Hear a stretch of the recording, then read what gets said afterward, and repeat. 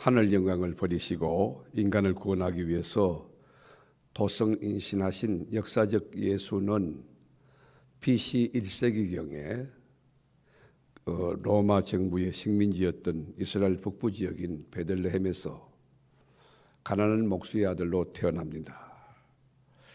인간적으로 예수를 이해하면 흙수저입니다. 비주류입니다. 변두리 인생입니다.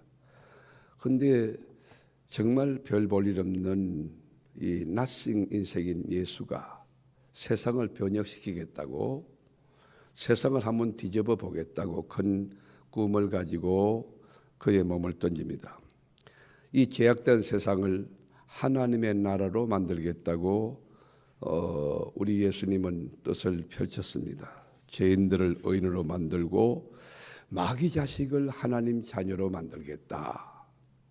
그리고 이 땅을 하나님 나라로 만들겠다. 어둠의 세상을 빛의 세상으로 만들겠다. 그런데 여러분, 사탄 마귀가 그 예수, 청년 예수를 가만두겠어요? 융단 폭격을 합니다. 저항이 너무 심했습니다. 로마 정부 공권력을 동원하여 이 정치적인 파워를 동원합니다. 유대 동족을 동원하여 종교적인 탄압을, 종교적인 힘을 가지고 예수를 짓누르고 공격합니다.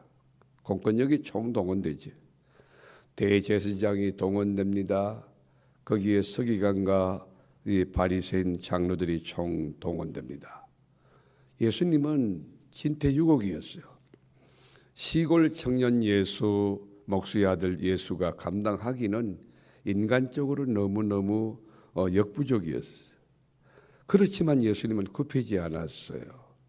세상을 향하여 당당하게 용서하라고 외쳤어요.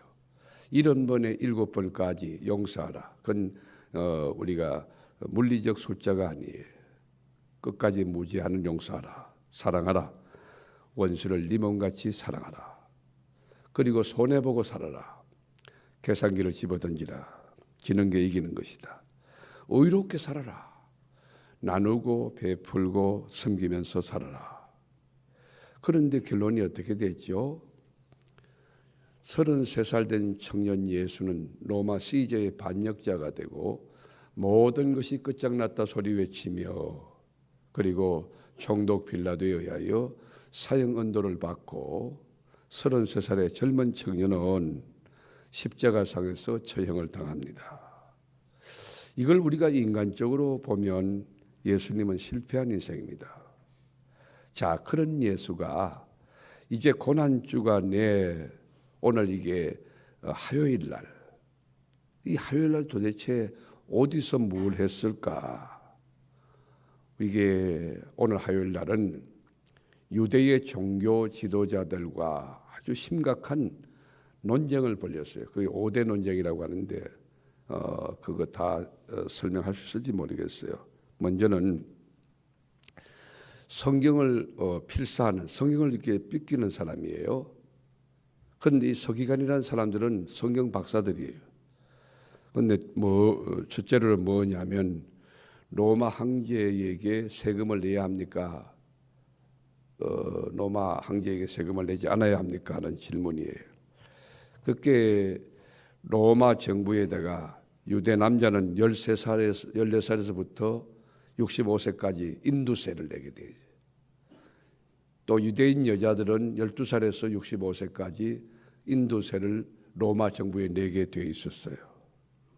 그러니까 정치와 종교 사이에 민감한 아주 첨예한 대립의 그 지점에 있는 그 질문을 이 서기관들이, 성경을 잘 아는 서기관들이 예수님께 던진 것입니다. 그때 예수님이 책망했어요. 왜 나를 시험하느냐? 여러분, 예수는 시험의 대상이 아니거든. 왜 나를 시험하느냐? 그러면서 데나리온 하나를 갖고 와라. 그리고 데나리온을 갖고 오니까 이 데나리온 앞에 하고 뒤에 하고 있잖아요. 양면에. 이 그림이 누구냐 이게. 우리도 보면 화폐를 보면 세종대왕 나오고 있지 않습니까? 이 화상이 누구냐? 그리고 밑에 글이 어떻게 되느냐? 화상과 글을 읽어보라. 그때 이 언전 앞에는 월계관을 탁 쓴 디베리오 황제의 흉상이 있는 거예요. 그리고 밑에는 글이 뭐냐면 신성한 아구스토의 아들 가이사 아구스토로 되어 있습니다. 그리고는 뒷면을 이렇게 보면 최고의 사제라는 글이 되어 있어요. 그리고는 황태후 리비아라고 그 화상, 이 그림이 되어 있는 것이에요. 그때 예수님이 말씀했어요. 가이사의 것은 가이사에게, 하나님의 것은 하나님에게. 여러분, 우리 교회도 세금을 내죠. 저는 그거 좋다고 봐요. 목사인 저도 세금을 내고 있습니다. 그러니까 가이사의 것은 가이사에게, 하나님의 것은 하나님께. 서기관들이 던진 질문이에요. 함정이 함정. 예수님을 모함하고 잡아뜨리고 쓰러뜨리고 망하기 위한 그런 질문이었어요. 자, 서기관의 질문이 끝나자 이번에는 사두개인들, 부활이 없다고 주장하는 사두개인들이 부활이라는 주제를 갖고 와서 예수님을 공격하는 것입니다. 뭐라고 하느냐? 모세 율법에 보면 계대 결혼이 허용되어 있다는 거예요. 그런데 7명의 형제가 있는데 큰 형이 살다가 형수하고 살다가 죽었다. 그러면 밑에 그 시동생이 그 형수와 사는 거예요. 7 형제가 다 형수와 같이 살았다 이게. 자, 그럴 때 부활의 날에는 이 여인은 누구의 여인이냐 그 말이. 그때 우리 주님이 하신 말씀이 너희가 참 무식하구나. 성경도 알지 못하고 하나님의 능력도 알지 못하는구나. 무슨 말입니까? 성경에 보면 부활에 대하여 많이 언급이 되어 있는데 부활의 날에는 시집도 안 가고 장가도 안 간다. 너들 성경에 대해서 무식하다 이게. 그리고 하나님이 없는 것을 있게 하고 죽은 자를 살리시는데 너희들이 7 형제가 이렇게 살다가 죽었을 때에 이 하나님의 능력을 너희가 알지 못하는도다. 우리 주님이 말씀해서 부활의 논쟁 문제를 종식시키는.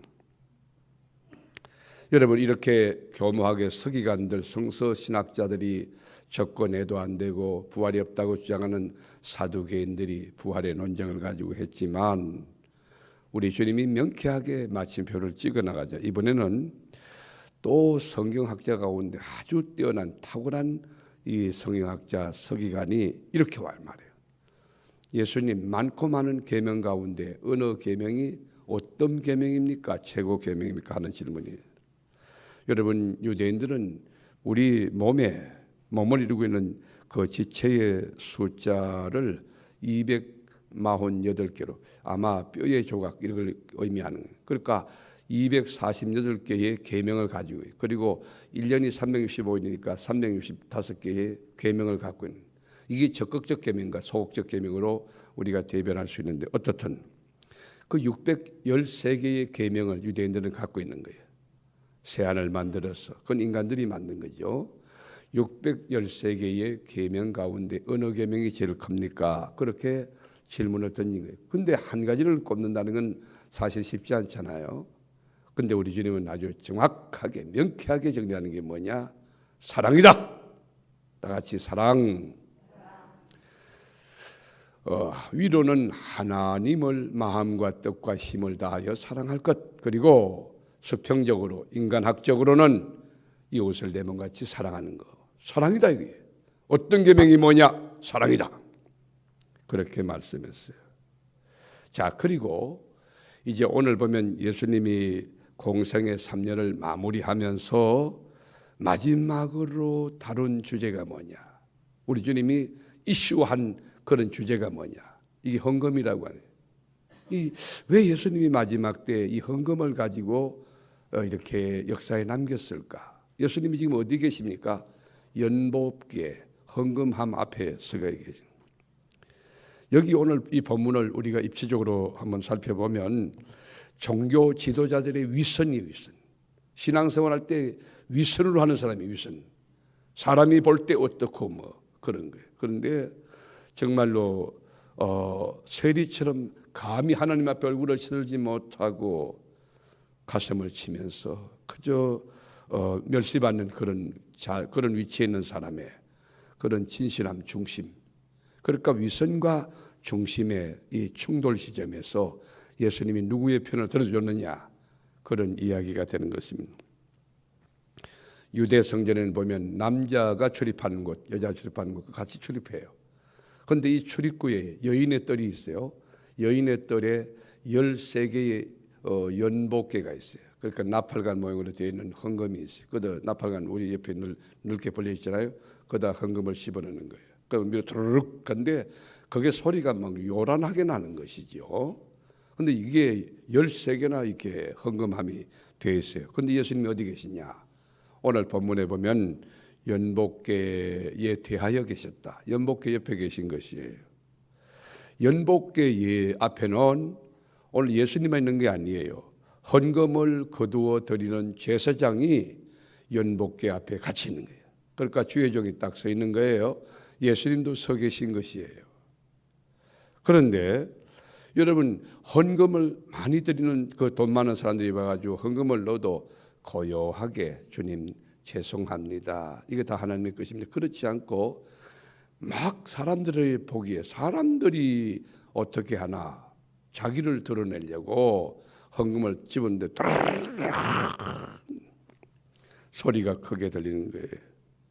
자기의 위대함, 자기의 그 놀라운 명예, 뭐 이런 자기 의를 드러내는 그 헌금을 하고 있는. 그런데 우리 예수님께서 주목하는 것은 그런 사람은 눈에 보이지 않고 관심이 없어요. 예수님의 마음속에, 예수님의 눈에 보여진 사람은 여기 가난한 가부가 와서 고요하게, 그리고 너무 죄송스럽게, 주님 부끄러워요, 죄송해요, 그리고 두렙돈을 집어넣어. 두렙돈. 여러분, 두렙돈은 팔레스타인 화폐 가운데 가장 적은 채소의 단위. 여기 한 고드란트로 속인 한 고드란트가 뭐냐면 노동자 하루 품값의 128분의 1이에요. 그러니까 하루 노동자 품값의 128. 그러니까 이걸 우리 하늘로 굳이 따지면 한 500원 정도 될까? 그렇게 두 랩돈이니까 1,000원 정도 되는 거예요. 자, 게임은 끝났어요. 돈 많은 사람들이 와서 하나님 앞에 막 10억하고 몇 억씩 드리고 몇 천만 원 드리고 막 이렇게 드리는 거 두루룩 막 사람들이 막 박수 치면서 이야, 대단한 사람이 왔구나. 그건 우리 주님 관심이 없는 것이죠. 우리가 예수님의 평가를 오늘 본문 43절에서 확인할 수 있는데, 우리 43절 한번 다 읽어보실까요? 시작. 예수께서 제자들을 불러다가 이르시되 내가 진실로 너희에게 이르노니 이 가난한 가부는 헌금함에 넣는 모든 사람보다 많이 넣었도다. 자, 여기 보세요. 여기 많은 여러분 순례객들이 얼마나 많이 왔는지 몰라요. 여러분, 절기를 지키고자 이렇게 참배객들이 여러분 성전을 찾는데 얼마나 줄을 서가지고 헌금하는 거예요. 그러니까 헌금을 하는데 수많은 사람들이 오고 가고 드리고 하는데 그 주님 관심 두지 않았어요. 그 주님 관심이 없어요. 예수님이 보는 사람은 가난한 가부였어요. 저는 우리 교회가 그런 교회 되기를 바랍니다. 여러분이 그런 성도가 되시기를 바랍니다. 가난한 가부는 헌금함에 넣는 모든 사람보다 많이 넣었도다. 여러분, 교회도 재정이 넉넉하고 그런 교회가 뭘 할 때 막 물질로 뭐 하고, 근데 그거 막 그 교회가 그런데 여러분 없는 가운데 힘을 다하는 거, 그 헌금이 진짜 헌금이라고 하는 것. 왜요? 생활비 전부를 넣었다, 가진 것 전부를 넣었다. 너무 가난해서 헐벗고 굶주린 가난한 가부, 비참한 가운데서 내일에 대하여 불확실한 가운데서 여러분 두 렙돈을 주님 앞에 드린다는 것 쉽지 않은 결단인 것이에요. 그 헌금을 주님 앞에 드렸던 것이에요. 그런데 그걸 주님이 기뻐했어요. 얼마나 귀합니까? 얼마나 감동입니까? 성경에 기록이 됐어요. 예수님이 보는, 예수님의 마음을 끈, 예수님의 칭찬을 받은 헌금이 되었어요. 여러분, 얼마나 귀합니까? 여기에 기독교의 복음이 있는 것이에요. 비록 적은 것이지만 힘을 다한 헌금, 최선을 다한 헌금 주님이 기뻐한다. 이게 바른 헌금의 신학이에요. 바른 헌금의 정신이에요. 우리가 하나님 앞에 헌금을 드릴 때 여러분 것이 하나님께 그런 거 아니에요. 여러분 거 아니에요. 하나님이 건강 안 주시면 직장에 나갈 수 있습니까? 지혜 안 주시면 그 일을 할 수 있습니까? 모든 것이 다 하나님의 은혜고 모든 것이 하나님의 것이고 할렐루야. 여러분 뭐를 자기가 뭘 한다고 여러분 교회 와서 충성하고 봉사하는 거 여러분이 한 줄 아십니까? 그렇지 않아요. 하나님의 은혜로 하는 거예요. 오늘 앞에도 우리 권사님 여러분들 나와서 이렇게 수고해 주셨는데 연세가 높으신 권사님도 계십니다.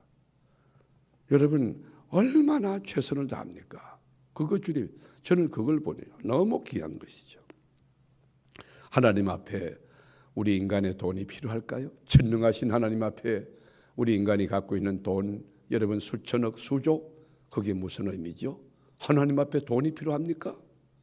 전능하신 하나님 앞에 여러분 돌덩이 가지고 소리 지르시는 우리 하나님의 그 능력이 여러분들의 도움이 필요합니까?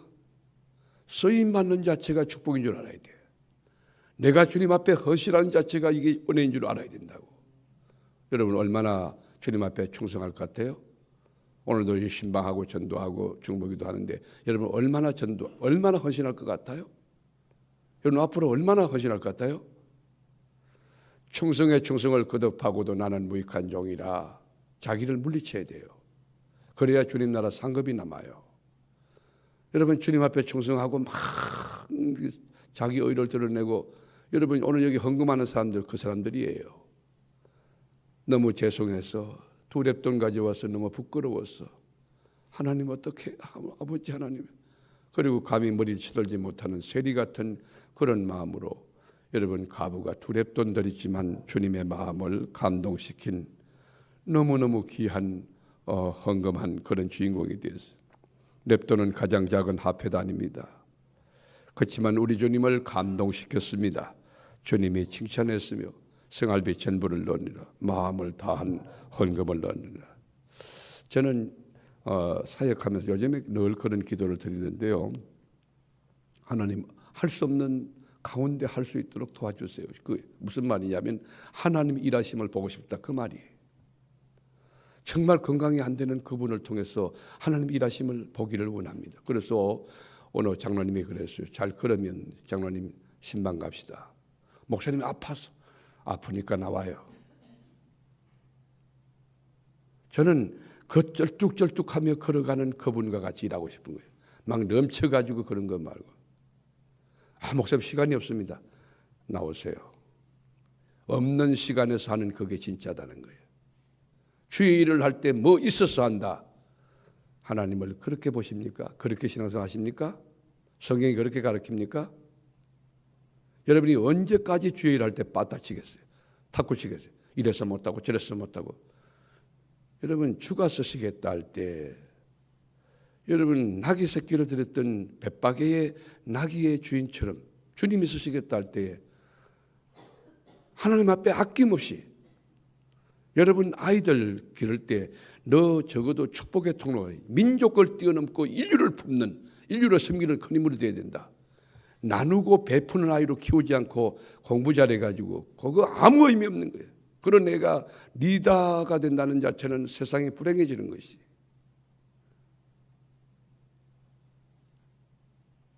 네가 갖고 있는 모든 것을 민족을 위하여 인류를 위해서 쓸 수 있는 의미 있는 삶을 향하여 아이들을 길러내.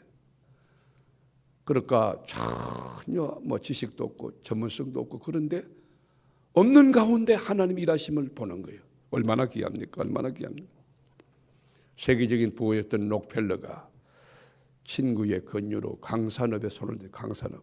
그럼 강산업 그거 하다가 성공한 사람도 있지만 실패한 사람도 많이 있지 않습니까? 그런데 사기를 당해가지고 원금을 다 날려버렸어요. 일순간 록펠러가 알거지가 돼버린 거예요.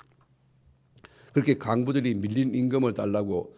여러분 강부들이 그 막장에서 일하시는 분들이 그 생각해 보세요. 얼마나 무서운 분들입니까? 막 괭이 가지고 와, 괭이 가지고 몽둥이 가지고 그래 쳐들어와요. 그 상황이 얼마나 어렵습니까? 그 채권자들은 돈을 회수하려고 온갖 노력을 다 하는데 그래가지고 이 록펠러가 너무 고통 가운데서 어떻게 했느냐? 폐강에서 엎드렸어요. 너무 힘드니까. 그러니까 채권자들 오지 막 거기에 그 강부들이 막 깽이가지고 오지. 그 폐강에서 엎드렸어. 그래서 그래. 하나님, 나는 하나님의 말씀이 1.1핵도 변함이 없는 것을 믿습니다. 주님, 제가 지금까지 생활이 넉넉할 때도 11조 드렸지만 지금 이런 망에 빠진 이 폐강, 여기 망에 빠진 여기도 내가 11조를 하나님 앞에 드리지 않습니까? 믿음으로 드리지 않습니까? 성경에 보면 언제나 11조 드리면 하늘 문을 열고 내가 너에게 복을 주지 아니하나 한번 시험해 보라 했는데 하나님, 나는 하나님을 믿습니다. 그리고 록펠러가 엉엉 울기 시작합니다. 하나님, 없는 가운데도 내가 11조를 지금까지 드리지 않았습니까?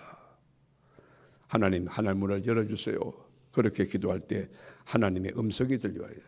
록펠러야, 때가 되면 열매가 풍성히 열리리라. 때가 되면, 여러분, 하나님의 때라고 하는 걸 기억해요. 이렇게 크로노스, 카이로스, 하나님이 개입할 때를 기다리라는 거예요. 그리하면 열매를 맺히리라. 그리고는 주님 말씀이 더 깊이 파라 그랬어요. 아니, 폐강이어서 이게 올 스탑 돼 가지고 있는데 하나님의 명령은 더 깊이 파라. 록펠러가 주의 말씀을 듣고 그 말씀에 순종합니다. 더 깊이 팝니다. 많은 사람들이 막 손가락질하는 거예요. 저 록펠러 저거 정신 돌았구만, 미쳤구만. 지금 폐강이 돼가지고 이미 모든 게 끝장났는데 또 강부들을 집어넣어가지고 임금도 안 주는 사람이 아예 밑에다가 더 파라고? 그런데 놀라운 것은 여러분, 순종해서 깊이 탁 파자마자 시커먼 물이 막 솟구치는 거예요. 그 시커먼 물이 뭔지 아십니까? 석유요, 석유. 여러분, 자살 직전에 있던 모든 것이 망한 가운데도 하나님 앞에 말씀을 지켜 온전한 11조 드렸던 록펠러에게 하나님이 유전을 발견하게 해서 일약서타가 되고 거부가 되게 하신 것이, 여러분, 가부에 두렵던 그것이 하나님을 감동시킨, 하나님을 일어나게 하시고 하나님이 하늘문을 열게 한 그 역사처럼 여러분, 하나님 앞에서 믿음 생활할 때 여러분, 우리가 오는 주일날 부활주일 헌금을 드려도 정말 힘을 다하여 정성을 다하여 하나님을 감동시키는, 그리고 여러분 시간을 내도 없는 가운데 막 달려와 가지고 그렇게 헌신하는 거, 하나님의 교회를 만홀하게 여기지 마세요. 여러분, 교회에서 콜할 때는 하나님이 부르신다고 생각해요. 아유, 전도사님이 바쁜데 날 불러서 그러지 마세요. 하나님이 날 부르셨다. 시작. 신앙생활로 여러분 바른 태도를 가지고 가야 돼요. 기도하겠습니다. 주님, 주님의 음성을 듣는 영의 귀가 있게 하여 주옵소서. 하나님의 나라가 이루어질 수 있는 심성이 되고 우리 가정이 되고 우리 교회의 토양이 되게 하옵소서. 하나님이 일을 할 때 자꾸 논리 가지고 그 세상적인 상식 가지고 이렇게 저렇게 찻뛰고 퍼뛰고 하나님은 없고 말씀도 없고 성령도 없고 인간의 소리가 가득한 그런 교회 되지 않도록 주여 말씀이 세워지게 하옵소서. 성령이 역사하게 하옵소서. 주의 나라가 이루어지게 하옵소서. 주의 뜻이 세워지게 하옵소서. 믿음이 역사하게 하옵소서. 예만 있고 아니오가 없는 그 교회 되어지도록 도와주옵소서. 아멘, 아멘, 아멘. 순종하며 가는데 주님, 폐강으로 모든 것 다 끝장났던 록펠러에게 이 원전이 발견되고 검은 물이 솟구치고 석유가 나와 일약 거부가 되는 그 역사의 뜻이, 주님, 안 될 것 같은데 없는 시간 가지고 없는 건강 가지고 없는 물질 가지고 주님 앞에 몸부림치는데 정말 역사의 한 획을 걷는 그런 놀라운 하나님의 역사를 체험하는 그런 은혜가 우리에게 있게 하여 주시옵소서. 더 깊이 파게 하옵소서. 더 순종하게 하옵소서. 더 충성하게 하옵소서.